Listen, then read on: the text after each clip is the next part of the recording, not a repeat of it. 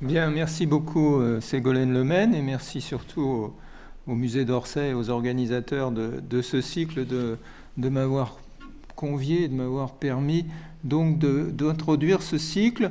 Donc ma conférence sera d'un thème assez général, hein. Il s'agit de voir justement pourquoi c'est à cette époque que cette publicité par affiche se développe particulièrement dans toutes les grandes villes et en particulier évidemment à Paris, et de savoir aussi quelle forme elle a prise et sur quel domaine elle va apporter. C'est-à-dire, évidemment, on a en tête surtout des images un peu de la belle époque avec des affiches très aguichantes, mais il n'y avait pas que cela, il y avait bien d'autres types d'affiches, et je vais essayer de rétablir un peu cette diversité des affiches en m'intéressant aussi, au-delà des affiches commerciales, aussi également aux affiches politiques, puisque nous sommes dans une grande époque de conflits politiques. Alors, pour introduire ce sujet, je vais citer un texte d'un écrivain que vous ne connaissez sans doute pas parce qu'il a été un peu oublié, mais qui était à l'époque assez connu parce qu'il écrivait justement beaucoup de romans feuilletons, en particulier des romans de cap et d'épée, dont certains ont été transformés en films, et j'en ai vu quand j'étais petit, mais je suis très vieux, donc c'est normal. Et le principal acteur qui jouait dans ces films était Jean Marais, quelqu'un qui peut-être encore vous dit quelque chose comme vedette.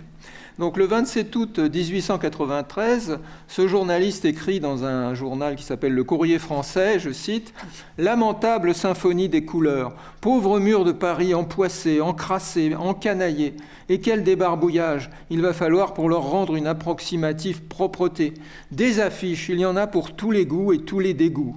Où sont les grattoirs sauveurs? Ah, que réfléchissent vite pour le délassement de nos yeux les harmonieuses affiches aux teintes claires, épinglées au mur, pareilles à des papillons, soucieuses d'art, amoureuses de couleurs vivantes, couronnées de lumières éclatantes. » Alors évidemment, il faudrait un long commentaire de ce texte qui est évidemment très engagé, mais pour le situer, il faut évidemment rappeler que nous sommes en 1893, qui est une année électorale, et que donc Paris a été couvert d'affiches électorales, et c'est évidemment ces affiches affreuses que dénonce cet auteur qui est de sympathie anarchiste, donc qui a horreur des élections et qui rêve à la place d'avoir donc ces belles affiches que vous connaissez tous, notamment de Chéret, qui ont de jolies couleurs et de jolis personnages.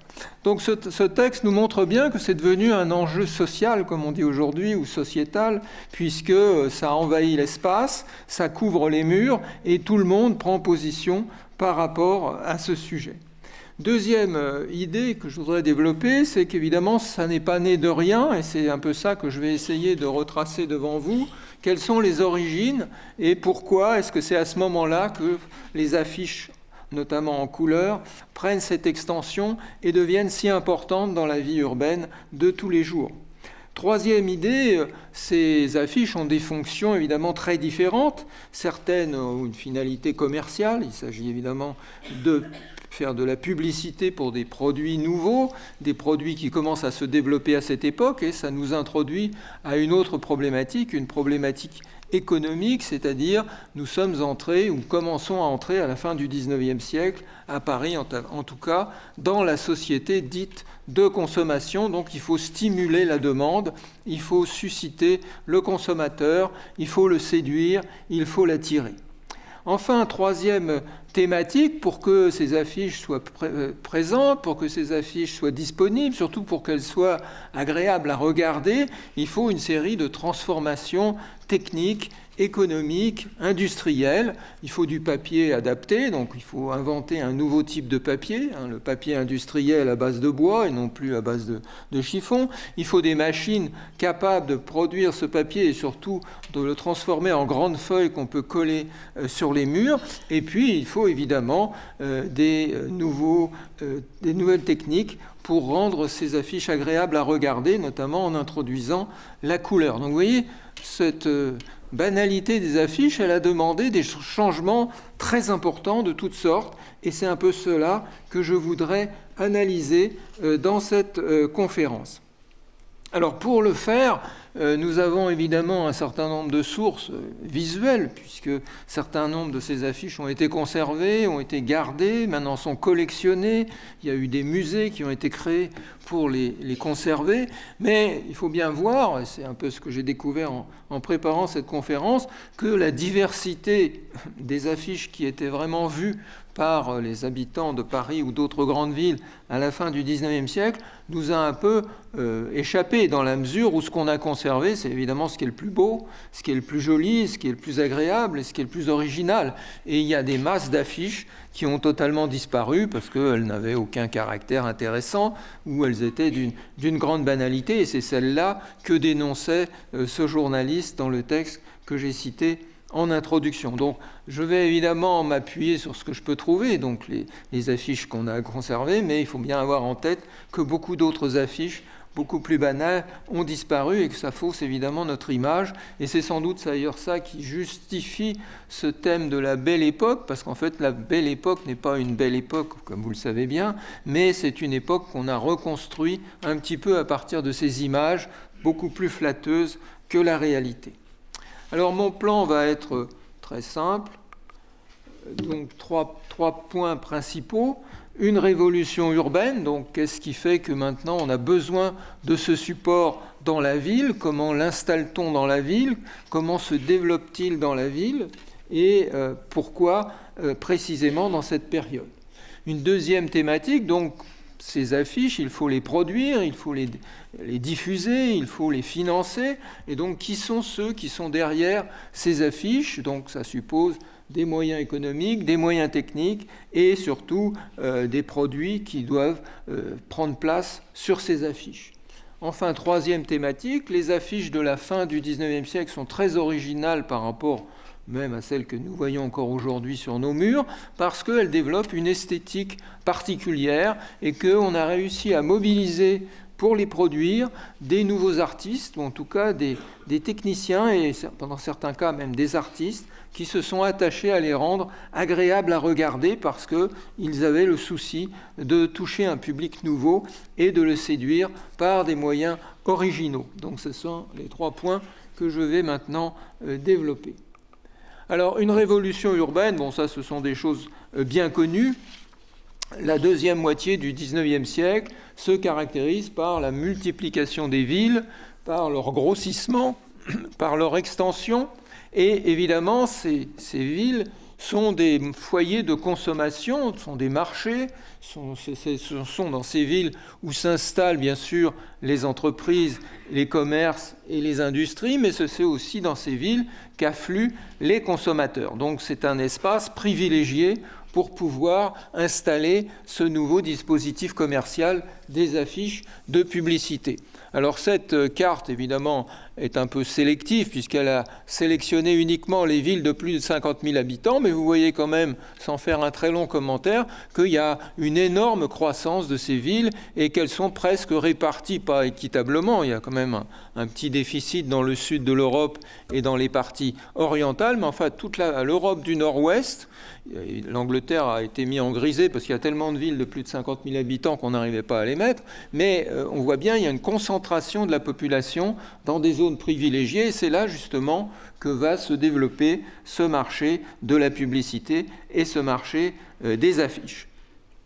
Alors pour être plus précis, voici l'augmentation de la population des principales capitales. Vous voyez que c'est assez spectaculaire, puisque Londres passe entre le début du XIXe siècle et la fin du XIXe siècle de un peu moins d'1 million d'habitants à plus de 4,5 millions.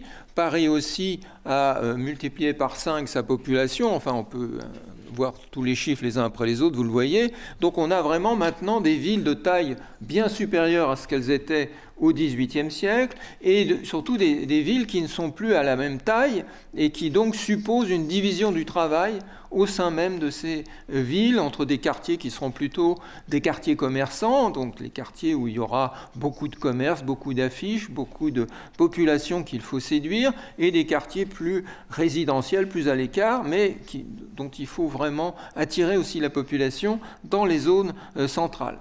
Autre phénomène dans cette transformation des villes, c'est évidemment une diversification de la population avec évidemment de nouvelles industries et de nouveaux commerces, mais aussi une diversification en termes culturels.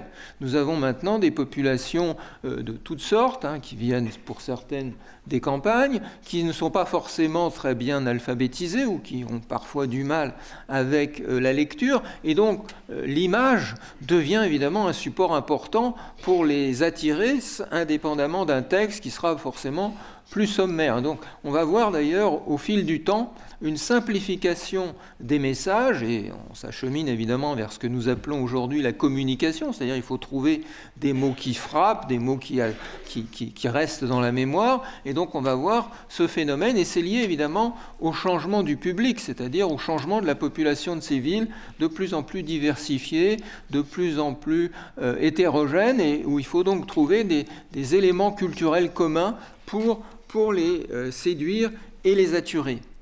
Autre phénomène, évidemment, c'est le bouleversement de la trame urbaine elle-même. C'est bien connu à Paris avec ce qu'on a appelé l'haussmannisation.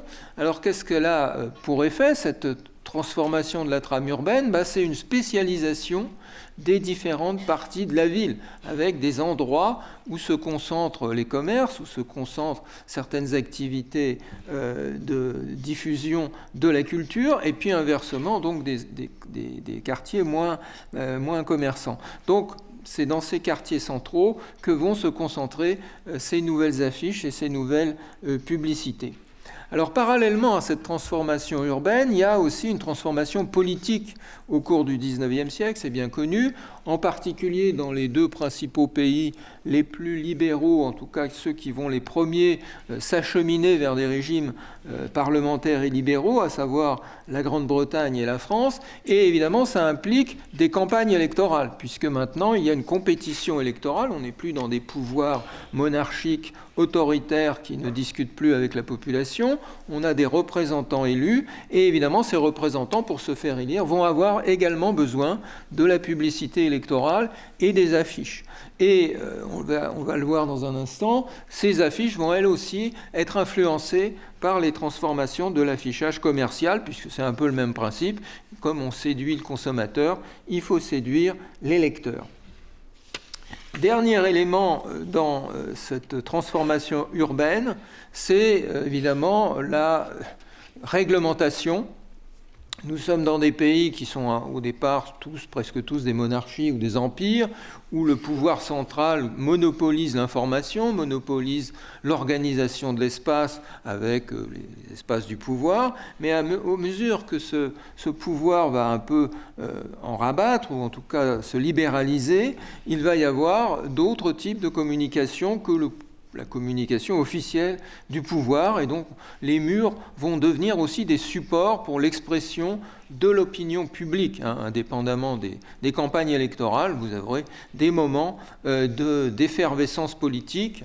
En France, c'est bien connu avec les différentes révolutions qui marquent l'histoire du XIXe siècle. Et à cette occasion, c'est là qu'on voit fleurir des affiches politiques qui ne sont pas forcément électorales, mais qui sont plutôt des programmes, des professions de foi et des incitations à la mobilisation. Ici, et là, je vais vous montrer un premier exemple. Ça, c'est plutôt à Londres. Et là, c'est une illustration un peu imaginaire, puisqu'évidemment, vous imaginez bien qu'en 1835, la photographie en couleur n'existe pas. Donc, c'est une aquarelle, mais qui essaye de donner, et je pense qu'elle est assez séduisante, parce qu'elle peut nous donner un peu une idée de ce qu'était une rue à Londres à l'époque, avec cette profusion d'affiches. Mais vous voyez, la plupart de ces affiches concernent des spectacles. Il ne s'agit pas du tout de produits de consommation ni de magasins. On est encore dans une culture où la seule chose qu'on veut attirer, c'est du public dans des théâtres, dans des cafés-concerts, dans des music-halls. Et il y a des gros titres qui annoncent les différents spectacles qui se recouvrent les uns les autres, puisqu'évidemment, ces spectacles changent assez souvent. Donc il y a ce phénomène du recouvrement des affiches les unes par les autres. Et vous voyez que déjà, même pour cette période, il y a un effort pour essayer de tirer l'œil des gens avec des gros caractères et aussi avec des slogans un peu aguicheurs et puis même des tentatives d'illustration, même si c'est assez sommaire. Vous voyez ici cette affiche là avec une tentative pour faire une image qui donne au spectateur l'idée de ce qu'il va voir quand il va aller au spectacle.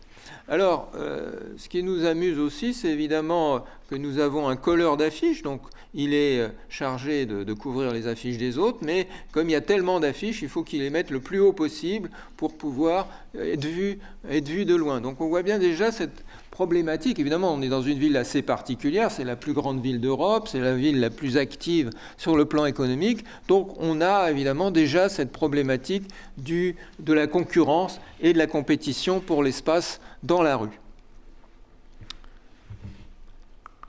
Alors ici, nous avons un deuxième exemple de la première moitié du XIXe siècle, où là, on voit qu'on est donc, au contraire dans une affiche beaucoup plus austère, avec uniquement du texte, pas du tout d'image, pas du tout d'effort de typographie, à part quelques gros titres au début, mais après, on est dans un texte assez compact. Et évidemment, quelqu'un qui est spécialiste de communication politique dirait c'est une catastrophe, c'est pas une affiche comme ça qui va attirer les électeurs. Il n'a pas le temps de lire, le pauvre électeur qui passe dans la rue, il n'a pas le temps de lire tout ce texte, et il faudrait qu'il reste un quart d'heure avant de comprendre tout ce. Donc on voit bien qu'on est dans les préhistoires là, de la communication politique, et dans quelque chose où on veut vraiment affirmer ses idées, on essaye de développer son raisonnement, mais pas du tout de donner des slogans qui frappent et qui attirent. Donc on voit bien que là, on est encore dans cette préhistoire, avant ce que je vais décrire dans cette révolution des affiches de la deuxième moitié du XIXe siècle. Alors pour arriver à... Non, pardon, je me trompe. Là, vous avez déjà une transition, et ça c'est intéressant parce que c'est la première affiche électorale où le candidat, et en l'occurrence c'est quelqu'un d'assez connu, puisqu'il s'agit de Louis-Napoléon Bonaparte, plus connu aujourd'hui sous le nom de Napoléon III, qui met son portrait. Enfin, c'est une gravure, c'est un portrait un peu simplificateur, mais l'idée qu'on doit incarner la politique, c'est déjà une première idée, et c'est pas un hasard, puisque nous sommes dans la campagne pour la première élection présidentielle en France en décembre 1848. Et en plus, il se trouve, comme vous le savez bien sûr, vu le nom du personnage, qu'il a une hérédité très célèbre. Et vous voyez d'ailleurs que le typographe a bien joué là-dessus, puisque en fait, le vrai nom, c'est Louis-Napoléon Bonaparte, mais en fait, ce que le lecteur pressé verra, c'est Napoléon Bonaparte. Et le Louis est un peu coincé entre les deux grandes capitales. Donc, le lecteur un petit peu pas au courant pourrait faire croire qu'il va réélire Napoléon Bonaparte lui-même. Et c'est d'ailleurs là-dessus, vous le savez, que le futur Napoléon III va jouer de cette hérédité célèbre pour se faire connaître et se faire élire. Mais vous voyez qu'il y a déjà des composantes des nouvelles affiches politiques qui vont arriver, c'est-à-dire un slogan qui est déjà un peu mensonger en jouant sur le nom et en faisant croire qu'on parle de quelqu'un d'autre, et puis l'usage de l'image pour rassurer, voir qu'on a une vraie personne qui va être présente. Et à l'époque, évidemment, c'est assez nouveau d'avoir l'affiche d'un candidat avec sa figure sur l'affiche. Donc on voit bien que déjà, en tout cas dans des espaces assez particuliers comme sont la ville de Londres ou la ville de Paris, on voit bien qu'il y a la réflexion sur le fait que occuper la rue, couvrir les murs, utiliser des nouveaux moyens pour se faire connaître, ça devient un enjeu important. Mais on n'est encore qu'aux prémices et à la préhistoire de ce phénomène. Et de la même façon, je vous ai mis en parallèle des affiches publicitaires du 1er 19e siècle. Vous voyez, une affiche de 1844. Alors là aussi, on voit quand même déjà des composantes de ce qui sera le futur art de l'affiche, avec une illustration. Mais vous voyez, c'est une illustration assez étonnante, puisqu'il s'agit d'un magasin de vêtements. Et qu'est-ce qu'on vous met comme illustration ? On vous met une photo, enfin une représentation de la forteresse de la Bastille. Alors, j'imagine que vous savez que cette forteresse n'existe plus en 1844, puisqu'il lui est arrivé quelques petits malheurs le 14 juillet 1789, mais c'est uniquement pour illustrer le nom du magasin. Et donc, c'est un peu aberrant d'utiliser ce lieu qui a disparu parce que le magasin se trouve à proximité de la place de la Bastille, on est boulevard Beaumarchais, mais en réalité, si on était un commercial d'aujourd'hui ou un publicitaire d'aujourd'hui, puisqu'il s'agit d'un magasin de vêtements, on aurait mis, je sais pas, un modèle avec ses vêtements pour vanter les qualités de ce qui est vendu dans ce magasin. Mais pas du tout, on insiste sur la localisation. Donc il s'agit de se faire connaître finalement dans la ville et de situer où on est dans la ville pour attirer des gens venus d'une autre partie de la ville. Mais on voit bien qu'il y a quand même déjà une réflexion sur comment tirer l'œil, et c'est vrai que la Bastille, ça peut parler à l'imaginaire des gens, et de se dire « Ah tiens, c'est dans cet endroit-là, je vais y aller, etc. » Mais ce n'est pas le produit lui-même qui sert d'appât dans le processus. Donc voilà un peu la préhistoire, mais vous voyez que déjà, dès la première moitié du XIXe siècle, les affiches commencent à jouer un certain rôle dans la ville, et notamment aussi bien en politique que dans le commerce. Mais évidemment, ce qui va tout changer, c'est dans la deuxième moitié du XIXe siècle, les transformations économiques et les transformations techniques, ce sera mon deuxième point, et nous verrons donc quels vont être les effets de ces transformations. Alors le premier effet, c'est évidemment la naissance d'un nouveau type de magasin. Bon là, c'est des magasins bien connus, en tout cas celui de gauche est bien connu, mais il y en a partout dans toutes les grandes villes d'Europe à cette époque, c'est pour ça que je vous ai mis aussi un magasin de Vienne. Alors, ces grands magasins que nous connaissons encore, puisque certains existent toujours, il y en a beaucoup plus que ça. Il y en a plein qui ont disparu depuis, et j'aurais pu vous en mettre bien d'autres. Mais surtout, ce qui est important, c'est que ces grands magasins, maintenant, veulent rayonner sur l'ensemble de la ville. Il ne s'agit pas simplement du magasin de quartier, comme le magasin de la Bastille. Il ne s'agit pas d'attirer les gens du quartier proche. Il s'agit vraiment de rayonner à l'échelle de la ville. Et même ces grands magasins aussi souhaitent toucher une clientèle extérieure à la ville. Et donc, ils vont faire des affiches aussi en banlieue, ou même parfois, ils vont avoir des succursales dans d'autres villes de province. Et donc, il faut une campagne publicitaire qui soit d'une beaucoup plus grande ampleur que ce que l'on avait quand on se contentait de coller quelques affiches dans les rues adjacentes. Donc, ça demande évidemment une industrie, ça demande des moyens techniques, c'est-à-dire des techniques d'impression à grande échelle, ça demande un nouveau type de papier parce qu'il s'agit de multiplier les supports pour qu'ils soient présents un peu partout, et surtout il y a l'idée qu'il faut être visible, donc il faut mettre beaucoup d'affiches sur le même sujet les unes à côté des autres pour tirer l'œil.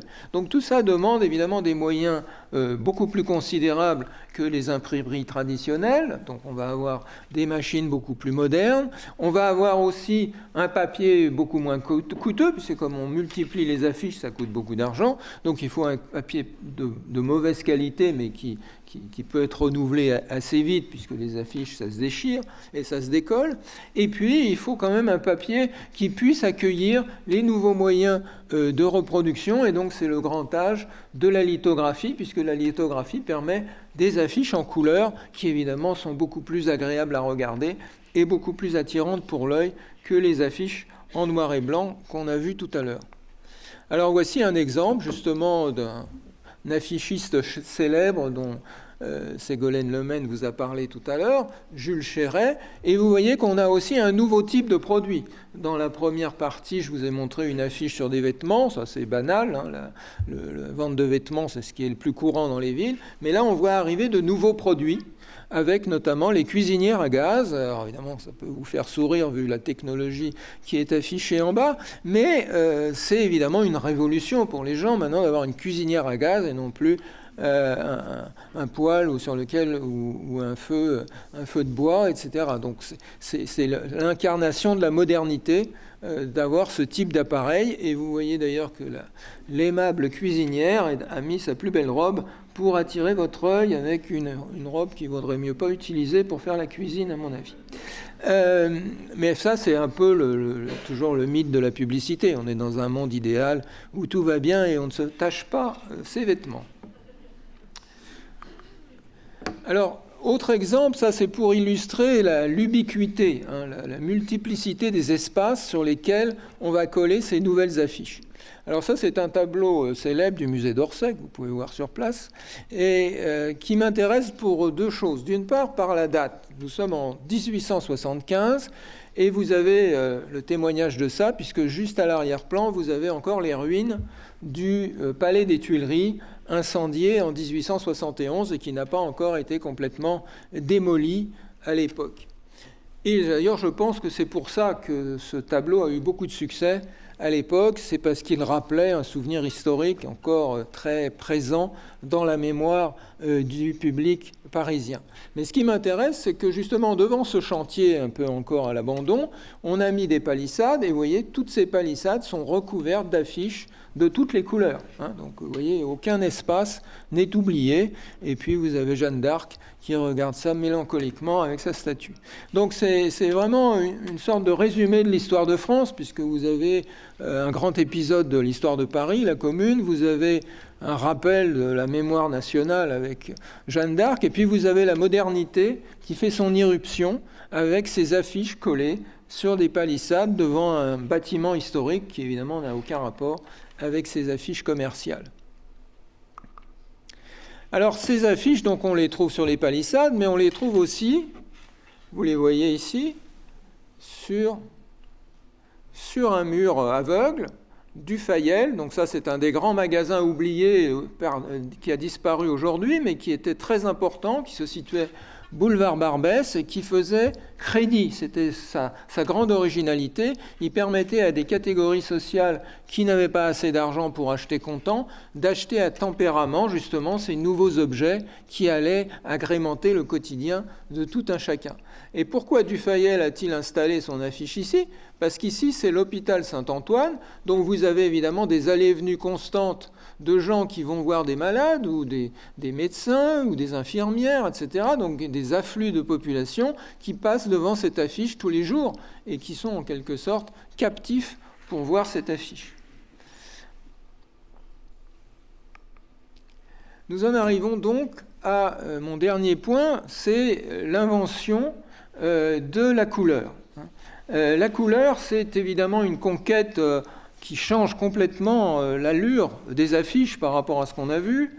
Elle permet évidemment de varier les effets typographiques, elle permet surtout d'utiliser des produits qui attirent l'œil, des couleurs chatoyantes, et puis elle va aussi permettre, bien entendu, de se différencier des autres, puisque c'est le principe d'une campagne de publicité, il faut avoir une sorte de style personnel qui tranche sur les autres couleurs des autres. Alors, comment va-t-on travailler ? Alors, d'abord, on utilise aussi toutes sortes de supports multiples. Là, vous voyez même des objets, des lieux qui sont plutôt faits à toute autre fin, mais ça vous rappelle qu'après avoir soulagé votre vessie, vous pouvez de nouveau aller la remplir en buvant du café.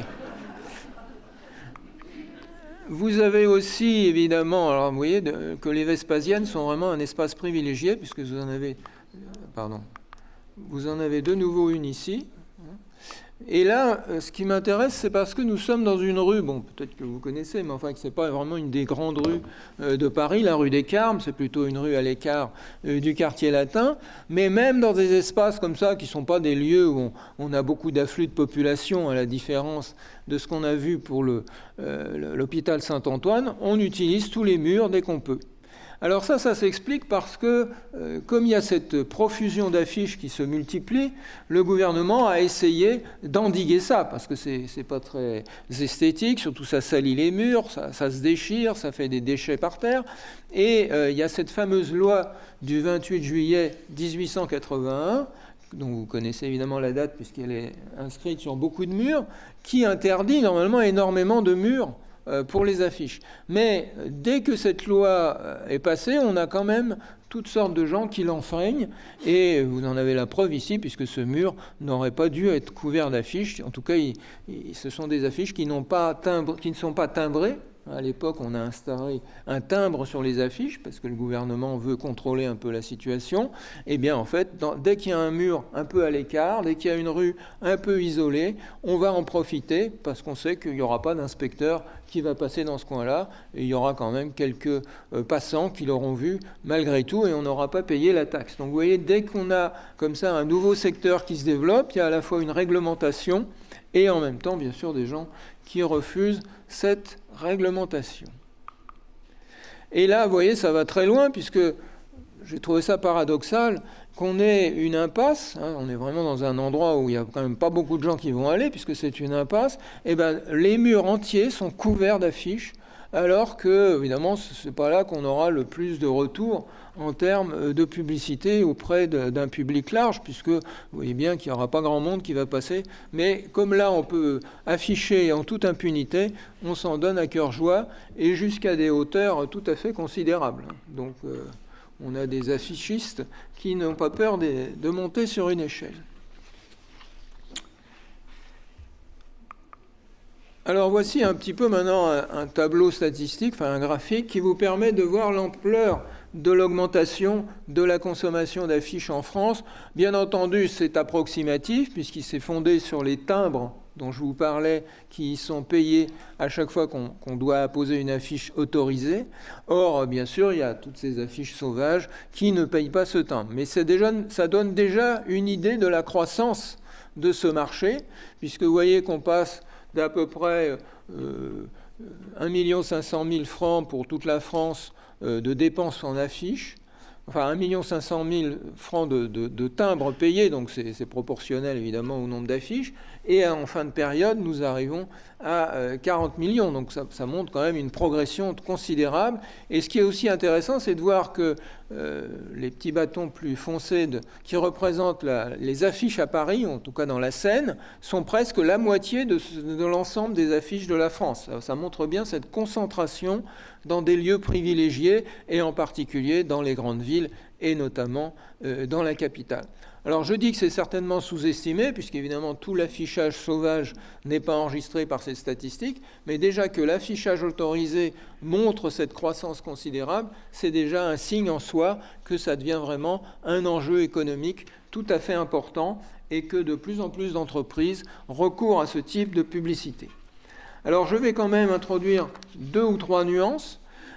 Tout le monde n'utilise pas les affiches parce que c'est plutôt adapté à certains types de produits. Donc, par exemple, si vous voulez vendre des choses pour un public de luxe, c'est pas la peine de mettre des affiches parce que le public de luxe, lui, il lit le journal ou en tout cas, il peut consommer de la publicité plutôt dans les journaux. Donc, ce type de produit sera plutôt dans la presse ou dans les revues.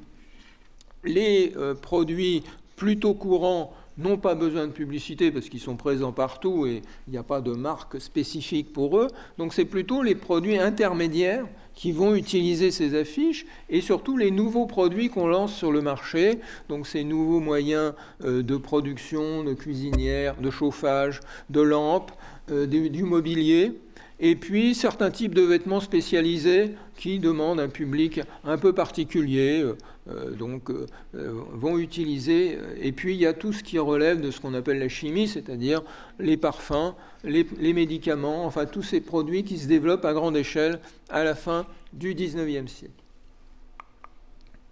Alors voici un exemple donc de publicité toujours de chez Ray, pour la confection. Et vous voyez le contraste avec ce que j'avais montré tout à l'heure sur le magasin de la Bastille qui ne montrait pas les vêtements. Là, au contraire, évidemment, on met l'accent sur les vêtements. Et vous voyez que chez Ray aime bien les femmes qui ont des robes à rayures, hein, puisque déjà la cuisinière avait une robe à rayures.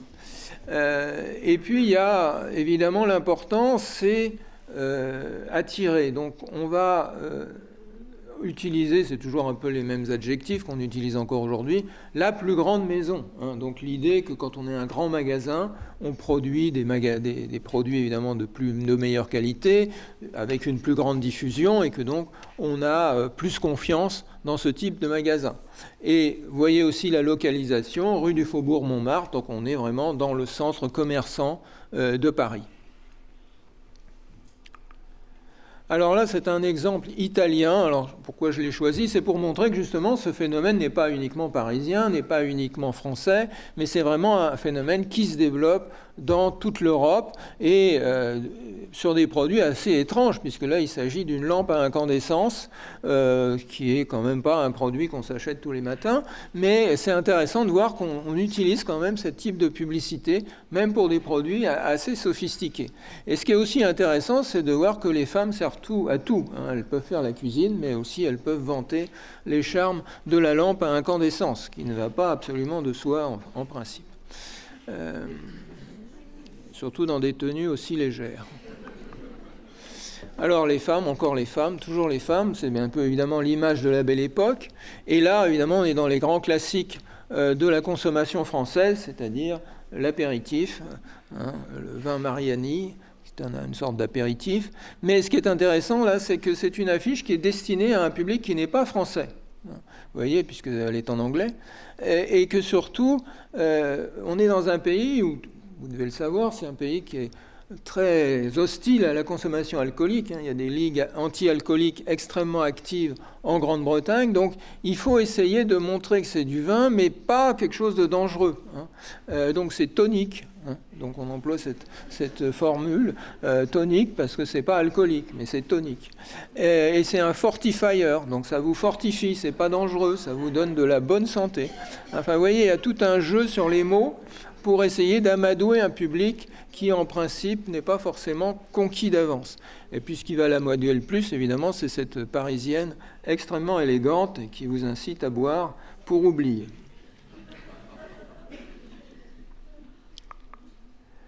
Bon, alors là, on est dans d'autres types de produits. Vous voyez, la bicyclette, le papier à cigarette. Donc là, on est toujours dans cette société de consommation qui se développe avec des nouveaux produits techniques comme la bicyclette. C'est la grande époque de naissance et de développement de la bicyclette, 1902. Et c'est d'ailleurs là où commence le gouvernement, qui a toujours besoin d'argent, c'est pas d'aujourd'hui, a établi une taxe sur les bicyclettes. Deuxième exemple, le tabac. Là aussi, vous savez, c'est une source de recettes fiscales très intéressante. Donc papier à cigarette. Mais ce qui est toujours frappant dans toutes ces publicités, vous voyez, c'est l'usage jusqu'à plus soif de ces images idéales de femmes absolument séduisantes et qui vont vous emmener au bout du monde sur leur bicyclette. Alors, si vous voulez encore aller plus loin, vous avez aussi l'invitation au voyage. Alors là, je vous ai choisi une image évidemment très différente, puisqu'il s'agit d'une image allemande. Et vous voyez que les Allemands sont toujours sérieux, il n'y a pas de femme qui va vous attirer. Il n'y a pas de femme qui va vous attirer sur ce très beau paquebot. Et il s'agit quand même d'aller très loin, puisqu'on va jusqu'à Rio de Janeiro. Mais on y va de plus en plus vite, en 12 jours, c'est quand même incroyable. Donc on a toujours les mêmes arguments, la vitesse, l'efficacité, le confort, etc. Ce qui m'a étonné, enfin en tout cas, si j'étais un publicitaire allemand de cette époque, je ne sais pas pourquoi j'aurais mis uniquement le bateau, j'aurais aussi mis peut-être les paysages du pays vers lequel on voit, mais là on voit qu'on insiste vraiment sur le paquebot et pas du tout sur le lieu où on va aller. Donc il y a vraiment des styles de publicité qui sont à la fois communs à tous ces pays, et en même temps, à chaque fois, il y a une certaine spécificité. Alors j'en arrive justement à mon dernier point, qui va porter sur cette esthétique spécifique de cette époque. Alors je vais commencer par le lieu où on pourrait imaginer que c'est là où ça va le moins changer, c'est-à-dire la politique, et ensuite je passerai aux affiches plus commerciales. Alors, on avait vu une affiche publicitaire de 1848 qui était un peu tristounette, avec ces personnages en noir et blanc, ce texte assez compact. Et là, vous avez une affiche d'une campagne électorale dans le Morbihan, région plutôt conservatrice, région plutôt hostile à la Troisième République. Nous sommes en 1879. C'est une élection très importante, puisque c'est peut-être l'élection qui va déterminer définitivement l'établissement d'une majorité républicaine dans la France de cette époque. Et là, vous avez évidemment une affiche un peu de comparaison très brutale entre le candidat républicain qui s'enroule dans le drapeau tricolore et l'adversaire, qui est un aristocrate, comme par hasard, le comte Albert de Mun, qui lui, évidemment, est affublé d'une tenue qui n'est évidemment pas la sienne à l'époque, mais on l'a habillé comme s'il était encore au XVIIIe siècle, et il tient un drapeau à fleur de lys, c'est-à-dire qu'il n'accepte pas le drapeau tricolore. Donc là, on est vraiment dans la lutte des symboles. L'affiche elle-même, vous voyez, est bleu-blanc-rouge, hein, avec du blanc, du rouge, du bleu, et deux caricatures, une caricature positive, une image positive pour le candidat qui a fait faire cette affiche, et une image négative pour le candidat opposé. Donc vous voyez, on est déjà dans l'utilisation de ce que va faire beaucoup la publicité commerciale, c'est-à-dire la comparaison, l'opposition, le contraste, et une simplification binaire, évidemment, choisissez, hein, c'est clair. Il n'y a pas de troisième voie, c'est l'un ou l'autre. Et donc, c'est où vous acceptez la République, ou vous allez revenir à l'Ancien Régime. Vous voyez, c'est vraiment très martelé. On n'est pas dans la nuance, ni dans la subtilité. Alors, l'autre exemple de transformation de la campagne électorale, c'est évidemment une élection que vous avez oublié, parce que vous n'étiez pas né, 27 janvier 1889, mais c'est pas si loin, c'est presque l'anniversaire aujourd'hui, et qui est une élection aussi qui a été très importante, puisque c'est une campagne autour du général Boulanger. Le général Boulanger, donc, était un ancien ministre de la guerre, qui était devenu très populaire, et qui faisait campagne pour changer la constitution de la Troisième République, parce qu'il y avait eu toute une série de scandales dans les années précédentes, et donc beaucoup de gens trouvaient que cette constitution avait permis des débordements excessifs. Donc son slogan, c'était dissolution, c'est-à-dire dissoudre l'Assemblée nationale, enfin la Chambre des députés plus exactement, révision de la Constitution, et constituant donc une nouvelle Constitution. Donc c'était quand même une campagne avec des enjeux très, très importants. Et là aussi, vous voyez, utilisation du tricolore, hein, très clairement, et puis surtout des slogans martelés et très, très simplistes. Plus de pot de vin, donc comme s'il suffisait de changer la Constitution pour que les gens deviennent désintéressés. Vive la République honnête, vive la France. Donc on est vraiment là dans la campagne à l'américaine, avec des slogans extrêmement forts, extrêmement marqués et assez simplificateurs. Alors que vont faire ses adversaires, puisqu'évidemment il n'est pas le seul candidat dans cette élection, il s'agit d'une élection à Paris, mais il y a des adversaires. Donc là, c'est d'autres types d'exemples d'affiches de la même campagne, avec d'autres couleurs, mais surtout, vous avez l'affiche de l'adversaire ici, donc qui s'appelait Jacques, c'était son nom de famille, hein, il s'appelait Édouard Jacques en fait, mais on simplifie, et donc vous avez électeurs de la Seine, voulez-vous voter pour la République, votez pour Jacques. Donc c'est l'idée que... c'est que Boulanger est un ennemi de la République, alors que lui, il passe son temps à mettre, vous voyez, sur ses affiches « Vive la République », mais on dit non, c'est un adversaire de la République, il veut changer la République, il veut introduire une nouvelle République qui ne sera plus la République parlementaire. Donc là, on est dans un débat un peu plus complexe que dans le précédent, où on avait simplement deux candidats qui s'affrontent, on est vraiment dans des luttes de principe. Et puis, électeurs de la Seine, hein, c'est-à-dire l'appel à la fierté, puisqu'on est à Paris, et Paris c'est la capitale, c'est la ville qui a fait l'histoire de France, donc il faut que Paris se prononce pour ou contre la République, et comme c'est quand même Paris qui a fondé la République, la réponse est évidente. Alors, autre exemple, alors ça c'est un troisième candidat qui est un peu en dehors de cet affrontement entre le candidat républicain et le candidat général Boulanger, c'est l'extrême gauche, qui est un candidat socialiste, enfin qui se veut socialiste, et qui renvoie dos à dos les deux candidats principaux. Et ce qui est intéressant, c'est de montrer que ce candidat qui se prétend révolutionnaire, hein, il a mis dans dans son titre. Il est très traditionnel finalement. Vous voyez, c'est lui qui n'utilise pas de couleur. Et il a un texte beaucoup plus compact, exactement comme celui qu'on voyait en 1848. Il fait des grandes phrases, votez pour, etc. Il explique. Enfin, c'est vraiment très didactique, mais c'est pas du tout les principes de la publicité politique moderne. Donc, il est encore dans l'ancien modèle de 1848 et il est fier de rester dans ce modèle et il refuse les slogans un peu simplificateurs que ses adversaires ont adoptés dans cette lutte.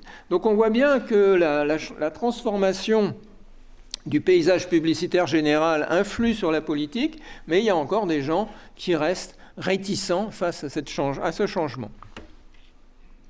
Bon, ça c'est un autre exemple où là, le candidat Jacques, vous voyez, met un peu plus de contenu avec le triomphe du mensonge, l'indiscipline, le désordre, les affaires. Donc là, on est toujours dans le pour le contre, mais avec des phrases un peu plus sophistiquées que dans les précédentes.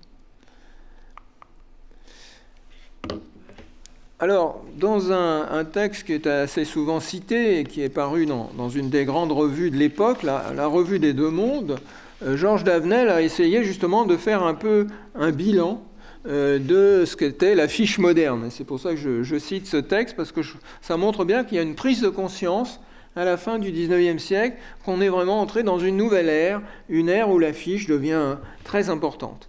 Multiple et tenace, l'affiche ne vous arrête point dans votre marche, elle ne vous interrompt pas dans vos pensées, mais elle vous rend obligatoire la lecture d'un, deux ou trois mots. C'est le crieur de rue qui se fait entendre par les yeux à 50 mètres de distance, le placard racoleur qui s'épanouit au grand jour de la ville, sur le mur salpêtré, n'a pas besoin de boniment. Tous s'accordent au reste à bannir sans pitié les fioritures et les arabesques. Donc il a bien compris la simplification, qui communique du fondu à la composition. Il recommande des caractères très simples, lisibles, à grande distance, peu de teintes, leur abondance atténue l'intensité du choc visuel.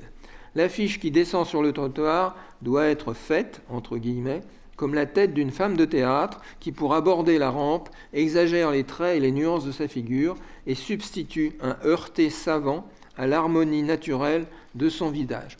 Donc, l'affiche, c'est finalement l'entrée dans la société du spectacle, puisqu'on reprend les mêmes principes que ce qui fait recette sur une scène de théâtre. Donc tout ça montre bien que les contemporains ont compris qu'ils avaient changé d'époque, qu'ils étaient entrés dans la nouvelle ère de la société de consommation.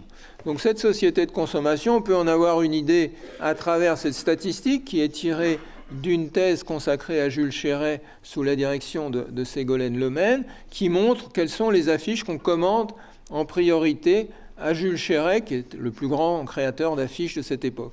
Eh bien, vous voyez, le plus gros commanditaire, ce sont les grands magasins. Ensuite vient le livre et la presse. Puis en troisième position, nous avons les produits de consommation, chimie, équipement, alimentation, énergie, et puis en fin de parcours, le tourisme, parce que ça concerne évidemment des catégories plus modestes. Donc on voit bien un nouveau type de marché qui se met en place, un nouveau type de consommation qui est mis en avant, mais avec des inégalités évidemment flagrantes selon les secteurs. Alors je vais vous montrer maintenant un certain nombre d'exemples de ce type. Donc là, vous avez évidemment ces affiches pour les événements culturels, avec cette exposition Les Arts Incohérents. C'est une exposition d'artistes un peu d'avant-garde, et ils ont choisi d'ailleurs un graphisme assez étrange, avec un homme qui s'en va dans la Lune, avec des caractères qui sont complètement désarticulés et qui dégringolent. Donc là, ils sont en rupture, évidemment, tout à fait esthétique, avec ces affiches bien cadrées, bien simples, bien lisibles. Donc on est vraiment là dans un petit marché de niche, comme on dit aujourd'hui. Deuxième exemple, là, complètement différent, il s'agit de la publicité pour un roman populaire qui va paraître en feuilleton, ou plutôt en fascicule, et là, au contraire, on insiste sur des gros caractères très simples, et puis surtout une image très forte, avec des couleurs très voyantes, et puis encore l'utilisation, évidemment, de la femme comme produit d'appel. Alors ici, on remonte dans l'échelle sociale. Nous, au contraire, on est plutôt dans les produits de luxe, avec la poudre de riz, les produits de beauté. Et surtout, on utilise, et c'est pour ça qu'on voit le lien avec la société du spectacle, l'image de l'actrice célèbre, Sarah Bernhardt. Hein. C'est censé être la poudre de riz de Sarah Bernhardt. Je ne sais pas si c'est vrai, mais enfin, en tout cas, on s'en réclame. Peut-être touche-t-elle des royalties pour qu'on utilise son image, je ne sais pas, mais enfin en tout cas j'imagine que ça ne s'est pas fait uniquement par hasard, cette référence évidemment à la plus grande star de l'époque. Donc vous voyez, on est dans la continuité avec ce qu'on montre aujourd'hui quand des stars de cinéma ou autres utilisent leur notoriété pour vanter tel et tel produit de beauté ou tel parfum sur les affiches dans les kiosques ou ailleurs. Alors les arguments, vous voyez, sont très différents de ce qu'on voyait tout à l'heure. Là, c'est l'élégance, c'est évidemment l'habillement extrêmement chic avec des gants noirs qui remontent jusqu'au milieu des épaules presque, etc., etc. Continuons notre petit parcours. Là, c'est intéressant parce que c'est encore le luxe. Hein, on est déjà dans le luxe avec le champagne. Mais ce qui est intéressant, c'est l'auteur. C'est-à-dire, c'est l'appel à un artiste. Il s'agit de Pierre Bonnard, que vous connaissez évidemment, puisqu'il est éminemment présent dans le musée où nous sommes. Et il a fait ça quand il était jeune, il avait 34 ans. Et c'était évidemment pour gagner sa vie. C'était pas parce qu'il avait une vocation d'affichiste qui se déclarait. Et vous voyez, il utilise finalement moins les codes publicitaires, puisque il y a une ligne beaucoup plus courbe, il y a une image de la femme très un peu abstraite, en tout cas pas du tout le réalisme de l'image que je vous ai montré tout à l'heure pour le roman feuilleton, et puis l'utilisation d'une gamme de couleurs très spécifique, jaune et orange, pour changer et pour évoquer évidemment la couleur du champagne. Donc là, on est dans une sophistication très, très originale et justement ces échanges entre la sphère artistique et la sphère commerciale qui commence. Là, nous sommes dans, évidemment, ce qui est caractéristique aussi de la Belle Époque, c'est la multiplication des spectacles, et notamment des petits établissements de spectacles, les cabarets autour de Montmartre, et qui ont évidemment besoin de se faire connaître et d'essayer d'attirer du public en dehors du quartier, et qui vont là aussi jouer sur des affiches assez voyantes, avec des couleurs, vous voyez, très, très pétaradantes, et utilisation d'images étranges, hein, un âne, un chat, enfin, c'est pas des choses, évidemment, qu'on voit dans les affiches commerciales habituelles, donc on voit bien la volonté de se distinguer du tout venant.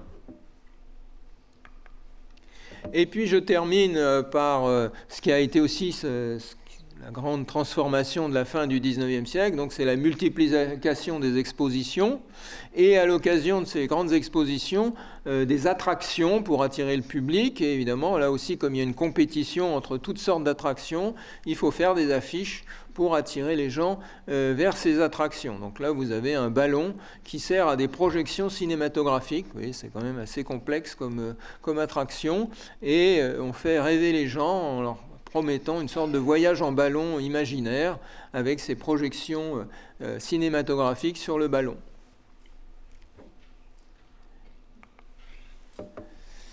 Alors, est-ce que pour autant tout le monde est acquis à ces affiches, même si elles sont envahissantes, même si elles sont maintenant un peu partout, même si elles utilisent des tas de procédés pour attirer le public? Il y a aussi des moralistes qui s'inquiètent. Ils s'inquiètent, et vous avez ici une citation, je vais gagner du temps en ne la lisant pas, puisque vous pouvez la lire vous-même, qui s'inquiète des effets négatifs de ces publicités, notamment sur le jeune public, puisque vous avez vu cette profusion de jeunes femmes, souvent un peu décolletées, qui peuvent donner des idées malsaines à la jeunesse. Mais il y a aussi, surtout, sans doute, le fait que ça transforme complètement l'espace public, qu'on ne contrôle plus rien, puisque ces affiches maintenant sont collées n'importe où, et puis qu'on parle de tout, hein, il n'y a pas de censure de contenu. Du coup, on peut avoir des produits qui peuvent être nocifs, hein, Je vous ai parlé tout à l'heure de ce vin Mariani. Évidemment, ça peut inciter à une consommation excessive, le tabagisme, etc. Enfin, toutes sortes de maladies sociales qui peuvent être encouragées par ces affiches. Donc les moralistes s'inquiètent. Quelle folie, quelle imprudence quand on songe à tous les enfants ignorants et si désireux de savoir qui circulent dans nos rues et dont la première éducation se fait surtout par les yeux. Bon, je lui laisse la responsabilité de cette phrase. Alors, cette civilisation du déferlement d'images est donc née il y a 170 ans. C'est toujours la nôtre. J'arrive à ma conclusion. Elle a colonisé d'autres espaces que la rue. Elle s'immisce dans nos téléphones, nos ordinateurs. Les cookies fondent sur leur proie encore plus sûrement que le distributeur de prospectus ou d'autocollants qui vous tendait la main. Certains consommateurs, nantis de t-shirts tagués par des marques ou des événements commerciaux, sont devenus les héritiers des hommes sandwich qui déambulaient mélancoliquement sur les boulevards. Ce sont maintenant les artistes qui investissent la rue avec le street art, après avoir tenté de grignoter quelques honoraires en s'embauchant dans la publicité. Un artiste contemporain, Jacques Villeglé, à l'apogée des 30 Glorieuses, a utilisé ces couches d'affiches